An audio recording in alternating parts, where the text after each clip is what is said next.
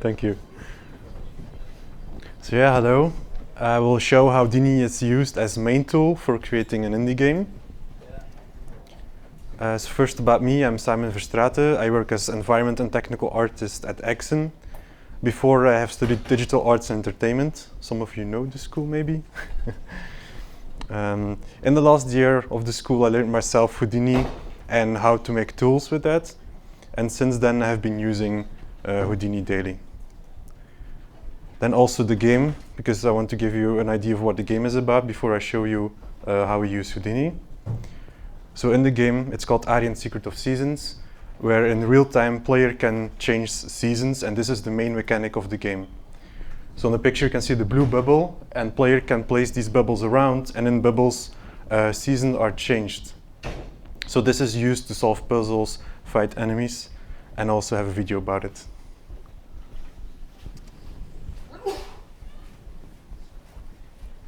There's a little bit of audio.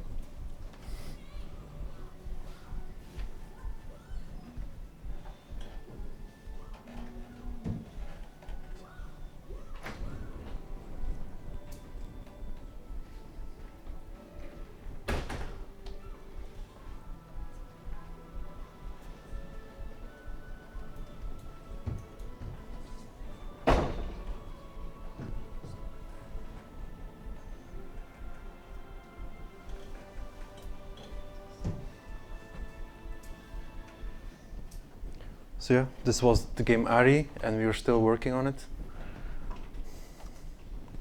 So for making this game, we are using a variety of software.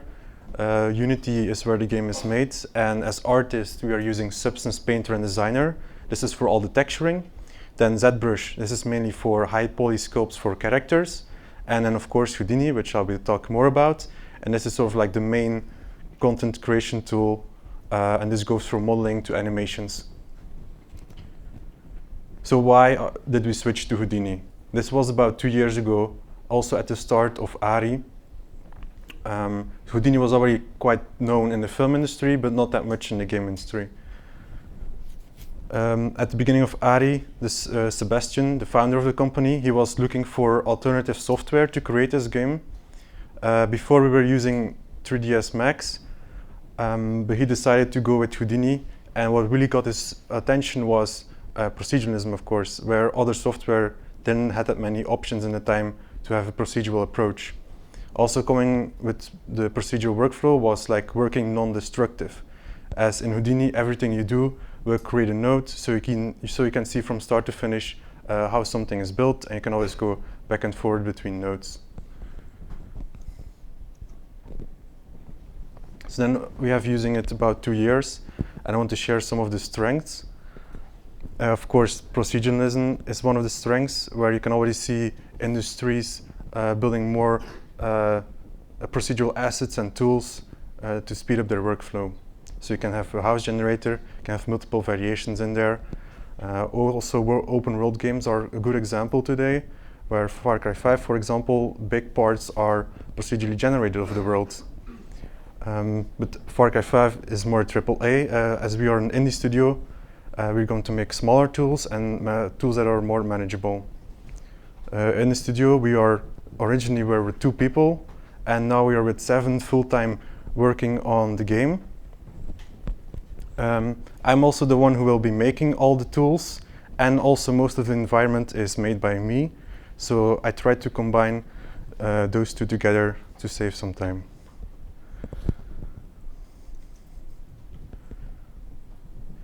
Then, once I started working more and more with Houdini, I noticed that there's a lot of built-in features.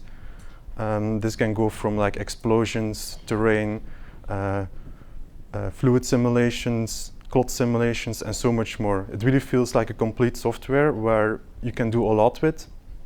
Also coming with the indie version, there is the Houdini Engine, which is the plugin that allows you to open Houdini files into game engines and even other 3D software.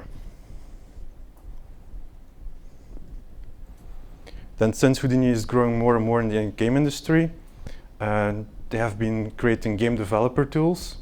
These are a bunch of nodes that you can use that are more specified for the game development and help you to build things. This can go from optimization to something more specific. As you can see the picture with the rock, this is called Physics Painter.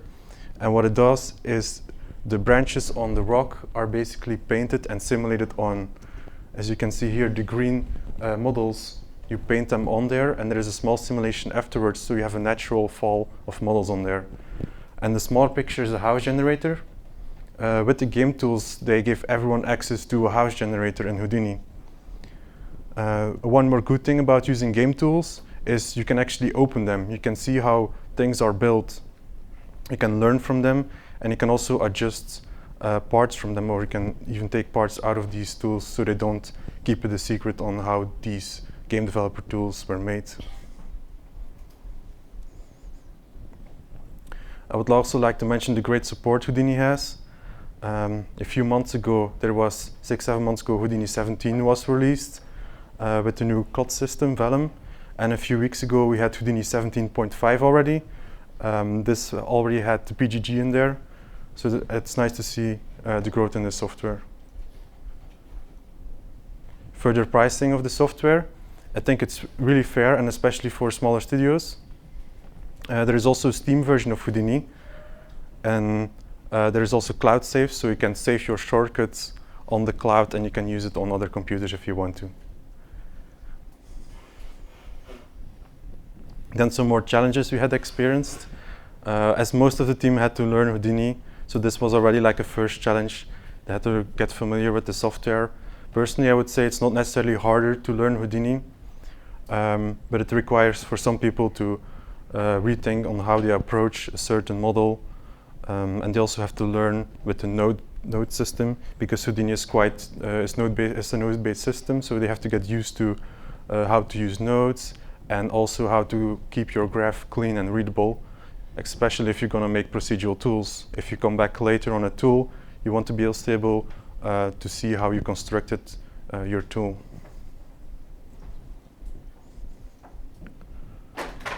Over time, when you learn more about Houdini and make more tools, you will find that Houdini is more technical. If you know how to do scripting, vex, and use attributes, you will definitely benefit from it. I would say by default, you can already do a lot with Houdini, but if you want to have something more specific or get more control, then using some vex or some more scripting can be definitely helpful. I can say it's sort of a trade-off where you get more technical, you get more control, and also sometimes you can replace a bunch of nodes with a few lines of code.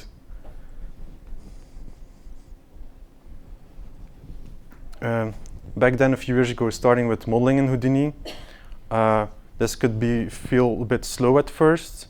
Over the years, they have been improving it a lot with a lot more viewport interactions. So some parts are pretty straightforward. Some nodes still require some setup.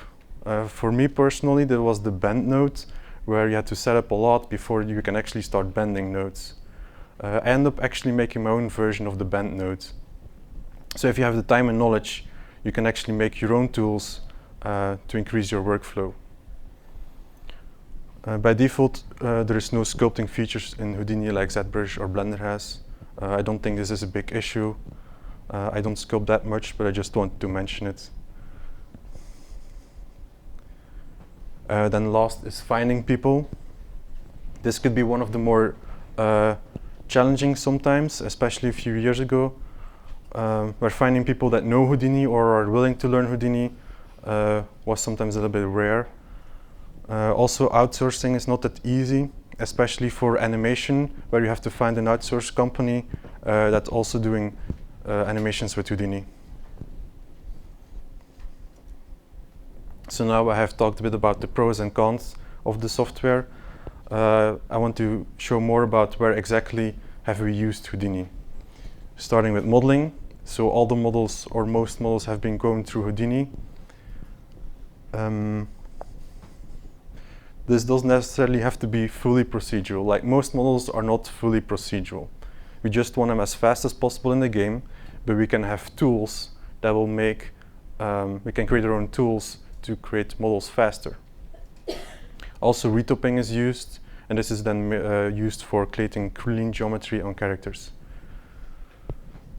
overall, I would say benefits are having like this non-destructive workflow where we can easily reuse system or make it procedural.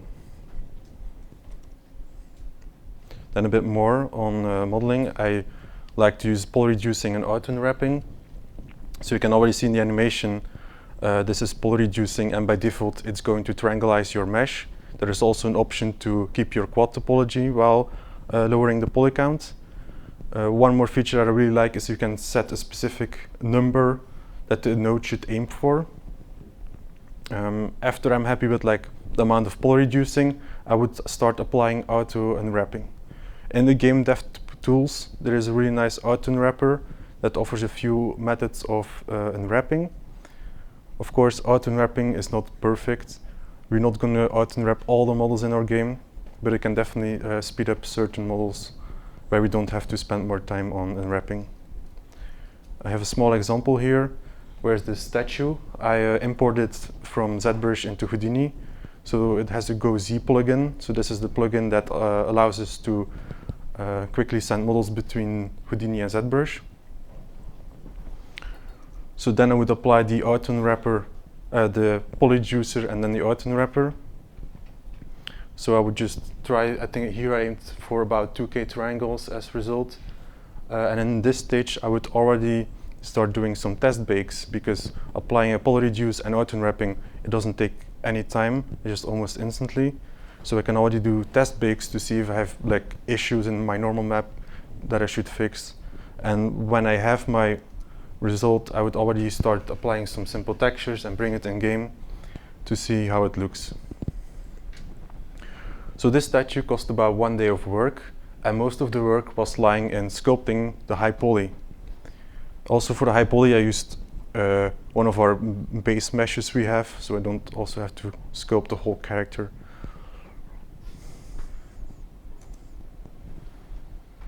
Then more about procedural tools. So you can already see here, this is a bridge tool. This is in Unity editor.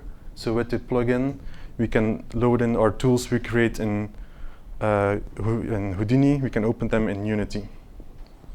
Also, based on how complex you're going to make your tools, it's going to impact the update time in Unity. As the bridge tool is quite simple, you can see it's almost instantly updating in the Unity editor.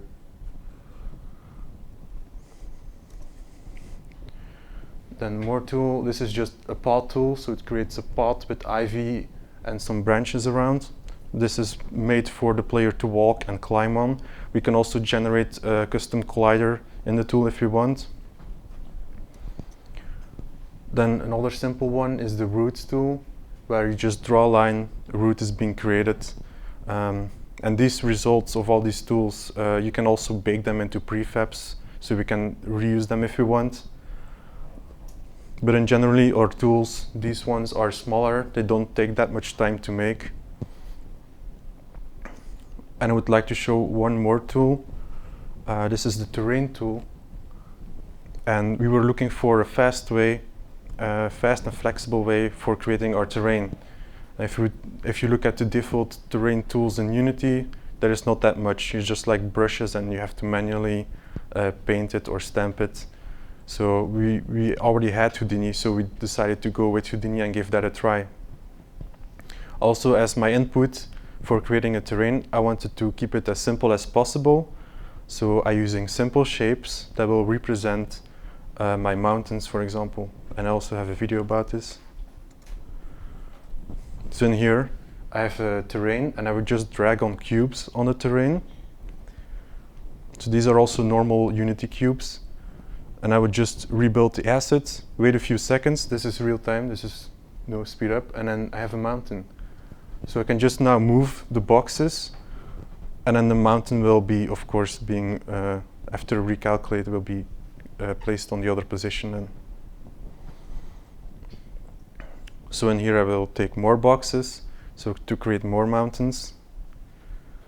Also, I will take one of the spheres in the background, and this will subtract from the terrain instead of only adding to the terrain.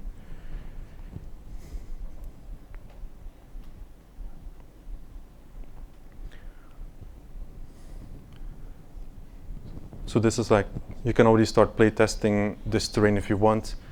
Then we're also going to hide the cubes, and I would start applying an erode node on it to create a little bit more natural feeling in the terrain. So erosion takes normally a little bit more time to calculate, but I cut that out here. Also in Houdini you have created layers and masks, and these are also being transferred into Unity automatically. So I've applied a green grass here, and you can see on the mountains that there is no green, because in the original layer in Houdini, this is what the mask was saying.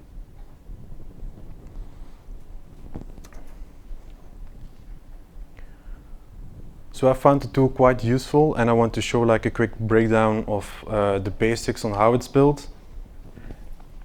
So I'm going to show you a few notes and things you will need. Also to give you an idea, the tool this took like 1 or 2 hours to build. So we are not going to spend weeks on building tools, because I don't have really the time for it, as I'm also making the environment art. So first of all, we just create a height field node because we want to have a terrain. And in here, we can already set some quality settings and the size of the terrain. So I would already start implementing the idea of having my cubes being represented as mountains. So I'm going to use the height field project node to project the geometry into the height field. And I will do this one more time, but instead of adding to the height field, I'm going to subtract from the height field, so I can create a canyon or a lake. So right now you can clearly see the cube shapes and some artifacts going on. So I'm just going to blur that out to have a much smoother surface and better transitions. Then I'm going to use a few noises, starting with distort, and we can see that there is only noise added on mountains, so I can have a specific noise there for these mountains. Then I would apply just a general noise to get everywhere a little bit of information. This is just here an example, as you can create more noises and try to recreate the style you want for the terrain. Then I would do the erode node, and this is based over time. So in Houdini you have to calculate a couple of frames before you can really see the result, as each frame the erosion will be more and more applied. This also brings a problem with it. If you would import this, if you make an asset out of this and use this in Unity, the erode will not be applied, and this is because we don't have access to the time of number of frames that there is erosion. So with a time shift node, I sort of like force the system to calculate it in, like, for example, 15 frames. If I want to have 15 frames of erosion, you can now in Unity put in a number of frames that erosion should be calculated. Then this brings also another problem with it, is it's going to take time to calculate, because we're going to calculate multiple frames of erode effect. So I'm going to use a switch node, so I can actually have a preview version of my terrain and a version with erosion. So if I'm just blocking out my map, I'm going to use a version without the erode node on. So I just have a quick viewport interaction with Unity.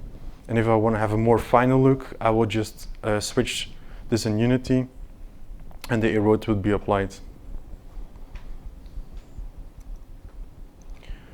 Then one more last thing is we want to get the information of Unity, which are our basic cubes. So with an object merge node, I can expose the object feature, and I can then just simply drag in Unity my cubes into a slot that is now accessible by exposing this object. Then once I've built this, we can actually start building further on the system. For example, here's with a height field scatter node, where it's going to scatter points along the height field, and we can also give it a mask. So in here we can see on the mountain surfaces there are like no boxes. So this is just like a quick test. So if I would replace this box with a tree, I have now also built a procedural tree system in there.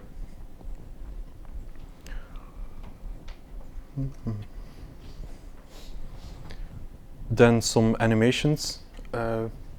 Most of it, so this goes from character animations to also destruction and simulations. So Houdini plays also a big part here. So all the character animations are made with Houdini. Unfortunately, I'm not an animator, so I cannot go in details about this workflow and how they're working. I know a few things like copy-pasting nodes, so you can copy-paste keyframes, nodes, blend poses. This goes pretty well as long as you stay consistent with your naming. Also creating custom parameter menus with Houdini. This is also, you have a lot of flexibility in here. And this menu is also used for creating procedural tools, where you have this menu to create your own parameters, sliders, integer floats, ramps.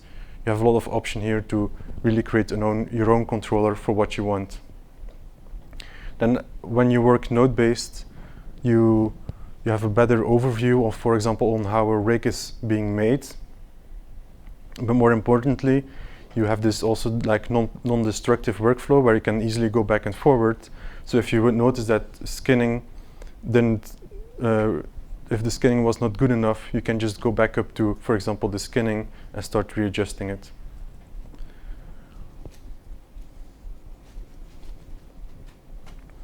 Then some simulations. We mainly have used some destruction, also a little bit of vellum.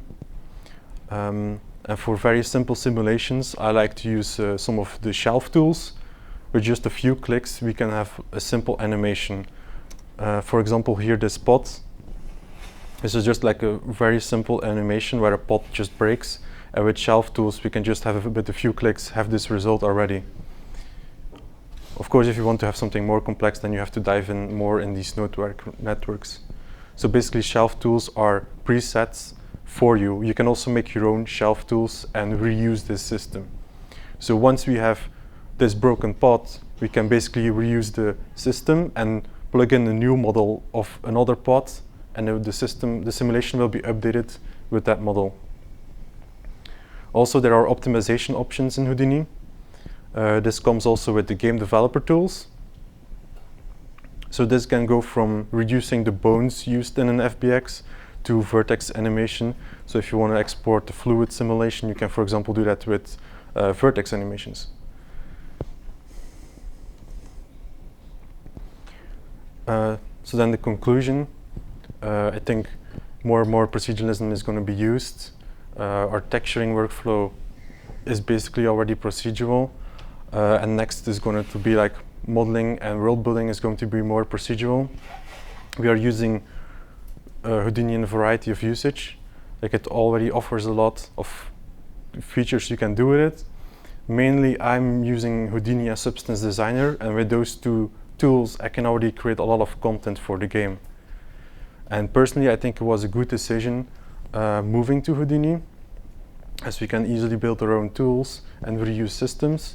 And I hope with the team in the future, we can actually build more of these tools and make a better and faster workflow, so we can stay a small team but create more content because we have these tools that will help us.